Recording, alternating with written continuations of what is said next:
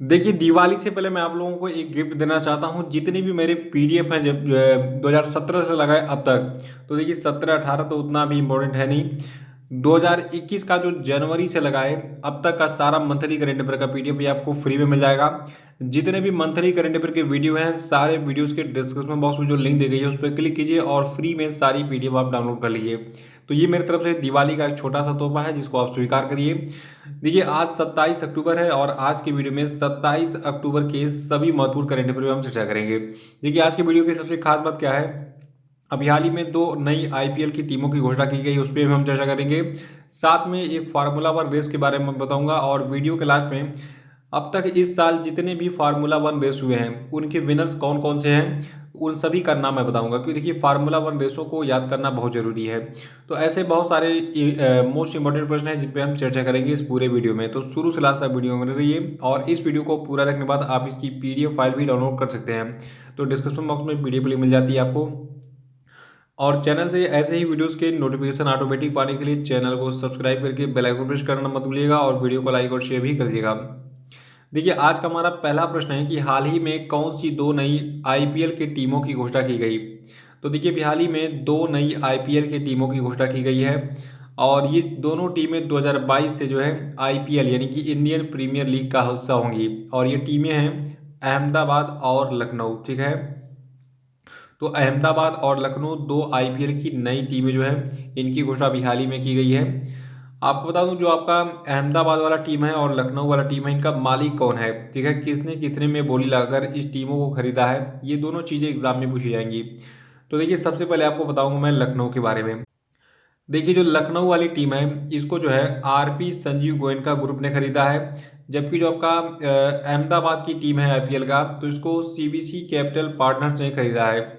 और देखिए, जो गोयनका ग्रुप है जिसने लखनऊ की टीम को खरीदा है, तो आरपी संजीव गोयनका ग्रुप ने कुल 7,090 करोड़ रुपए में जो है बोली लगाकर लखनऊ की टीम को खरीदा है। तो ये अमाउंट याद रखिएगा। और देखिए, जो आपको बता दूं, जो अहमदाबाद की टीम है इसको 5600 कितना 5600 करोड़ रुपए में खरीदा है। किसने? जो आपका सीबीसी कैपिटल पार्टनर्स है। देखिए, आपको बता दूं, जो आपका सीबीसी कैपिटल पार्टनर्स है तो ये फार्मूला वन रेसेस वगैरह भी चलाता है, लेकिन इंडिया में तो खैर इतना पॉपुलर नहीं है।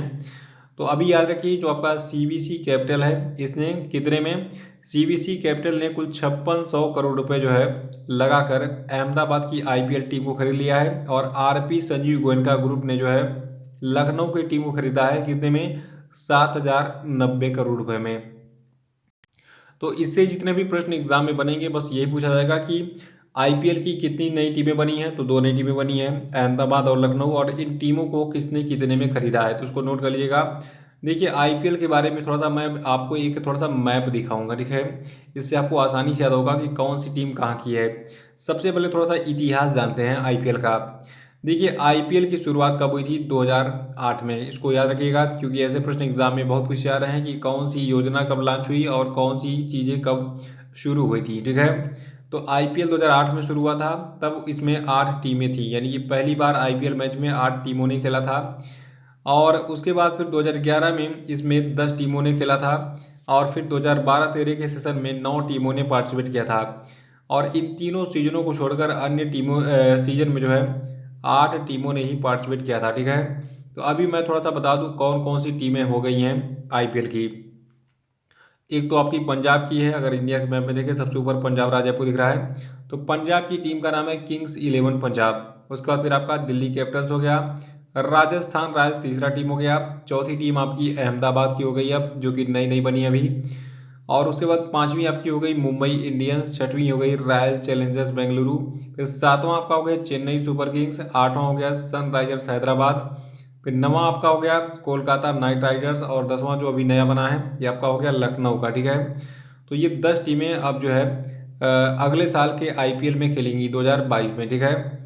दूसरा प्रश्न है कि हाल ही में किस देश की सेना ने देश के प्रधानमंत्री एवं अंतरिम सरकार के मंत्रियों को गिरफ्तार करके सरकार को भंग करके इमरजेंसी यानी कि आपातकाल लगा दिया है।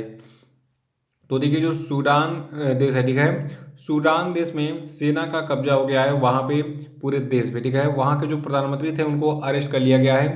तो यहाँ पे देखिए अगर सेना का कब्जा हुआ तो सेना का मेन चीफ कौन है जिसने कब्जा करवाया। दूसरा, अगर प्रधानमंत्री की सरकार गिरा दी गई, प्रधानमंत्री को कब्जा मतलब वहाँ पे कैद कर लिया गया, तो प्रधानमंत्री का नाम क्या था।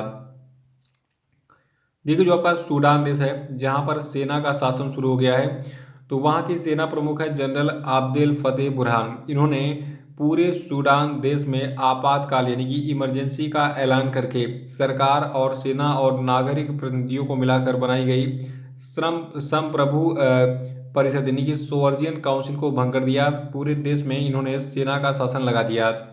और जो सूडान के प्रधानमंत्री थे इनका नाम क्या है, अब्दुल्ला हमदूक। ठीक है, इनको कैद भी कर लिया है। तो अब्दुल्ला हमदूक जो है अब ये कैद हो गए हैं, सेना का शासन हो गया है कहाँ पे, सूडान में।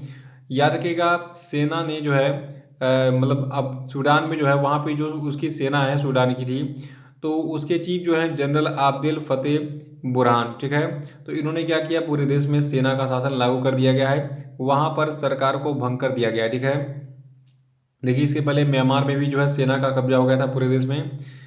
और ये दूसरा देश आपका है सूडान जहां पर सेना का कब्जा हुआ है। देखिए सूडान के बारे में थोड़ा सा 4-5 चीज़ें जान लीजिए।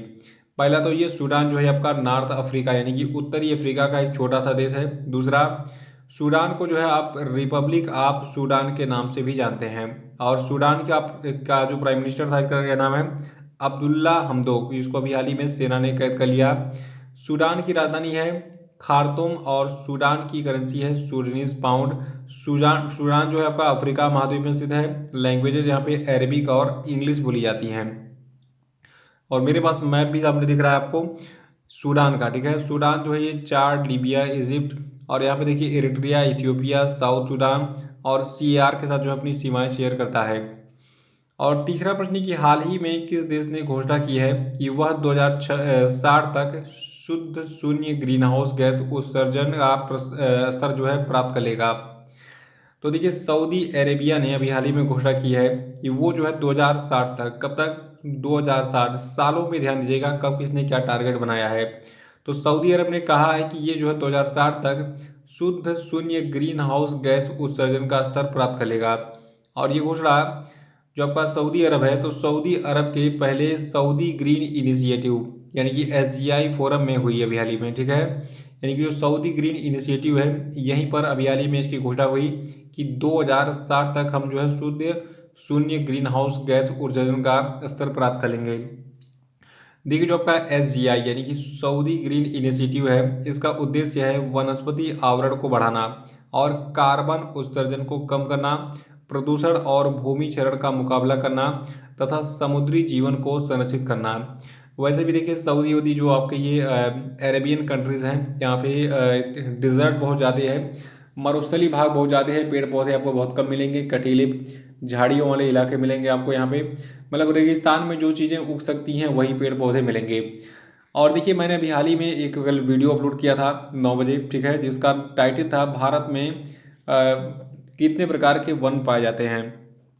तो वहाँ पे आपको सारे प्रकार के वनों के बारे में डिटेल मिल जाएगी कि भारत के किस रीजन में कौन कौन से प्रकार के वन पाए जाते हैं और किस वन की क्या खास बात होती है, कौन से वन कितने सेंटीमीटर वर्षा वाले रीजन में पाए जाते हैं और कितने टेम्परेचर में वो वन जो है उगते हैं। तो उस वीडियो को देख लीजिए क्योंकि हर बार प्रश्न पूछा जा रहा था, मैंने सोचा यार एक वीडियो बना ही देते हैं क्योंकि उससे आपका पूरा एग्जाम का जो कंटेंट है वो कवर हो जाएगा। चौथा प्रश्न है कि किस अभिनेत्री को 67वें राष्ट्रीय फिल्म पुरस्कार समारोह में राष्ट्रीय पुरस्कार प्रदान किया गया और उन्होंने ये चौथी बार अपने नाम किया। देखिए कल मैंने 67वें राष्ट्रीय फिल्म पुरस्कार के बारे में बताया था, तो वहाँ पे मैंने आपको एक चीज़ नहीं बताई जो कि मैं आज आपको बता रहा हूँ। और वो चीज़ क्या है कि जो कंगना रनौत हैं इनको चौथी बार नेशनल प्राइज़ मिला है यानी कि राष्ट्रीय पुरस्कार मिला है। तो चौथी बार जो है इनको नेशनल प्राइज़ मिला है, राष्ट्रीय पुरस्कार मिला है। देखिए जो कंगना रनौत है, तो एक चीज़ तो मैंने कल क्लियर कर दिया था कि अभिनेत्री कंगना रनौत को मणिकर्णिका और पंगा में इनके अभिनय के लिए ये नेशनल पुरस्कार मिला है। ठीक है, तो 67वें राष्ट्रीय फिल्म पुरस्कार समारोह में कंगना रनौत को जो है अभी हाल ही में चौथी बार पुरस्कृत किया गया। किसके लिए, मणिकर्णिका और पंगा में अभिनय के लिए। पांचवा प्रश्न है कि Swiss brokerage company UBS securities India की रिपोर्ट के अनुसार 2021-22 में भारत की आर्थिक विकास दर कितने प्रतिशत रहेगी। तो तो देखिए Swiss brokerage company UBS securities ने बताया है कि 2021-22 का जो वित्तीय वर्ष है इसमें भारत की आर्थिक विकास दर 9.5% रहेगी। और जो आपका ये यूबीएस सिक्योरिटीज़ इंडिया है इसने ये भी बताया है कि जो अगला वित्तीय वर्ष होगा 22-23 का, तो 2022-23 में भारत की वृद्धि दर घटकर 7.7% रहने का अनुमान है। तो इसको याद रखिएगा। और छठवां प्रश्न हमारा है कि हाल ही में भारत और किस देश ने कोंकण शक्ति 2021 की शुरुआत की, जो कि पहली बार आयोजित एक त्रिसेवा संयुक्त अभ्यास है। तो देखिए अभी हाल ही में भारत और ब्रिटेन ने जो है कोंकण शक्ति 2021 नाम के एक युद्ध अभ्यास की शुरुआत की है, जो कि पहली बार आयोजित हुए एक त्रिसेवा संयुक्त अभ्यास है। देखिए इसका जो पहला चरण है ये तो हो ही चुका है। इस अभ्यास का जो समुद्री चरण है ये 24 अक्टूबर 2021 को हार्बर फेज पूरा करने के बाद अब अरब सागर में कोंकण तट के पास शुरू हुआ है, और ये समुद्री चरण 27 अक्टूबर 2021 तक चलेगा। और आपको बता दूं जो आपका कोंकण तट है ये कहाँ पे है। यहाँ पे एक थोड़ा सा मैप दिख रहा है, इसको आप स्क्रीनशॉट लेके सेव कर लीजिएगा। यहाँ पे देखिए मैंने आपको दिखाया मैप में क्या, गुजरात से लगा है यहाँ पे गोवा तक, इसके बीच का जो पार्ट है ये आपका कोंकण तट के नाम से जाना जाता है। और गोवा से लगा है कर्नाटक के बीच का जो पार्ट है, यहाँ पे देखिए भारत का ये जो कोस्टल रीजन है इसको केनरा तट कहा जाता है। और कर्नाटका से केरल तक का जो ये कोस्टल एरिया है भारत का, ये मालाबार तट के नाम से जाना जाता है। यहाँ पर बहुत पुराने ज़माने अपने इतिहास में पढ़ा होगा, बहुत सारे विदेशी यात्री आते थे। तो मालाबार तट के नाम से आता है कर्नाटक और केरल के बीच का पार्ट। फिर यहाँ पे देखिए जो ये पर्वतीय क्षेत्र है पश्चिम बंगाल का, और उसके बाद पश्चिम बंगाल से आंध्र प्रदेश का जो ये रीजन है ये डेल्टा क्षेत्र कहा जाता है।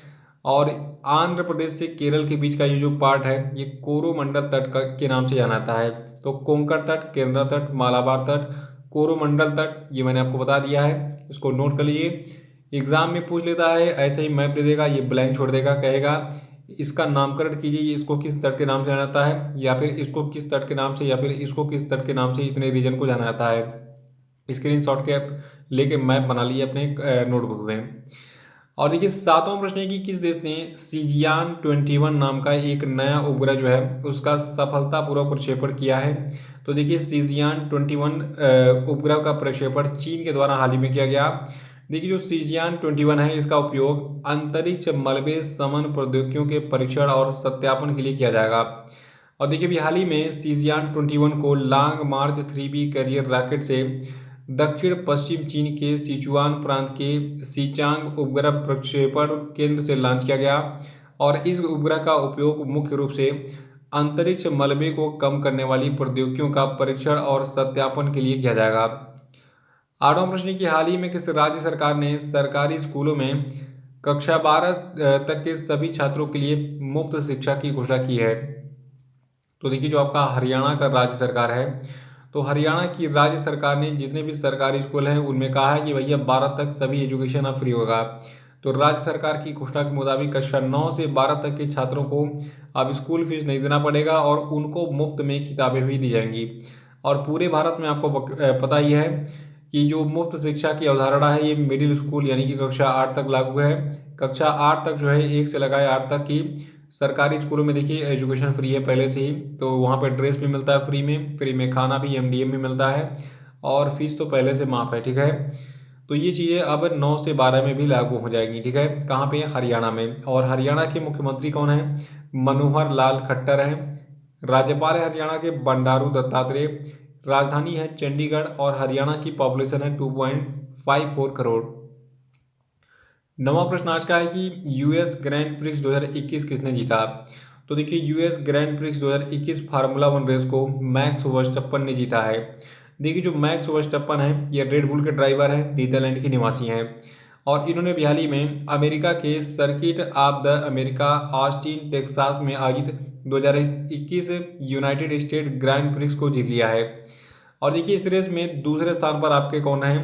देखिए दूसरे स्थान पर इस रेस में जो है लुइस हैमिल्टन है। लुइस हैमिल्टन जो है ये मर्सिडीज के ड्राइवर हैं, ये ग्रेट ब्रिटेन के निवासी हैं। और इस रेस में तीसरे स्थान पर आपके रहे सर्जियो पेरेज जो कि मैक्सिको के निवासी हैं और रेड बुल के ड्राइवर हैं। और मैक्स वर्स्टप्पन के बारे में बात करें तो देखिए इनकी ये इस सीजन की 8वीं जीत है, और ये रेस 2021 फार्मूला 1 वर्ल्ड चैंपियन का 17वां रेस था। तो तो इसके पहले जो 16 रेस हुए हैं, 16 रेस के विनर कौन कौन से मैं आपको अभी बताऊंगा, लेकिन एक बार फिर से रख लीजिए कि यूएस ग्रैंड प्रिक्स 2021 को किसने जीता है, मैक्स वर्स्टैपन ने। तो इसके पहले जो 16 फार्मूला 1 रेस हुए हैं, इसको एक पेज पे मैं दे रहा हूँ, इसको नोट करना आपका काम है, तो इसको नोट कर लीजिएगा। पहला आपको मैं बता रहा हूँ, देखिए पहला आपका था बहरीन फार्मूला 1 ग्रैंड प्रिक्स, इसको लुइस हैमिल्टन ने जीता था। लुइस हैमिल्टन मर्सिडीज के ड्राइवर हैं और ग्रेट ब्रिटेन के निवासी हैं, ये चीज़ जरूर आपको पता होना चाहिए। और उसके बाद फिर आपका एमिलिया रोमाग्रा फार्मूला 1 ग्रैंड प्रिक्स था, जिसको मैक्स वर्स्टैपन ने जीता था। और मैक्स वर्स्टैपन रेडबुल के ड्राइवर हैं, नीदरलैंड के निवासी। और देखिए उसके बाद जो पुर्तगाल ग्रैंड प्रिक्स था, इसको लुइस हैमिल्टन ने जीता। स्पेनिश ग्रैंड प्रिक्स को भी लुइस हैमिल्टन ने जीता। मोनाको ग्रैंड प्रिक्स को मैक्स वर्स्टैपन ने जीता। अजरबैजान ग्रैंड प्रिक्स को सर्जियो पेरेज ने जीता। सर्जियो पेरेज जो है रेडबुल के ड्राइवर मैक्सिको के निवासी हैं। और आपको बता दूं फ्रेंच ग्रैंड प्रिक्स था, उसको मैक्स वर्स्टैपन ने जीता। स्टायरिन ग्रैंड प्रिक्स को मैक्स वर्स्टैपन ने जीता। ऑस्ट्रियाई ग्रैंड प्रिक्स को मैक्स वर्स्टैपन ने जीता। और ब्रिटिश ग्रैंड प्रिक्स को लुइस हैमिल्टन ने जीता। हंगेरियन ग्रैंड प्रिक्स को स्टेबैन ओकन ने जीता। देखिए जो आपके स्टेबैन ओकोन है, तो ये जो है अल्पाइन रिलायंट के ड्राइवर हैं, रेनाल्ट के ड्राइवर हैं, फ्रांस के निवासी हैं। फिर हुआ आपका बेल्जियम ग्रैंड प्रिक्स 2021, जिसको मैक्स वर्स्टैपन ने जीता था। और डच ग्रैंड प्रिक्स को मैक्स वर्स्टैपन ने जीता था। और इटालियन ग्रैंड प्रिक्स को डेनियल रिचियार्डो ने जीता। और रूसी ग्रैंड प्रिक्स को लुइस हैमिल्टन ने जीता। और तुर्की ग्रैंड प्रिक्स को वाल्टेरी बोट्टास ने जीता, जो कि मर्सिडीज के ड्राइवर और फिनलैंड के निवासी हैं। तो इस पेज का स्क्रीनशॉट लीजिए, आपको एक पेज पे पूरे साल का जितना भी फार्मूला रेस हुआ है, तो उसके सारे विनर्स की सूची आपको मिल गई। और 10वां प्रश्न है कि भारत का पहला टेस्ट ट्यूब बन्नी भैंस का बछड़ा किस राज्य में पैदा किया गया। देखिए बन्नी भैंस कुछ इस प्रकार से दिखती है, नॉर्मल भैंसों की तरह, लेकिन एक भैंस यार कम से कम 20 से 25 लीटर दूध देती है।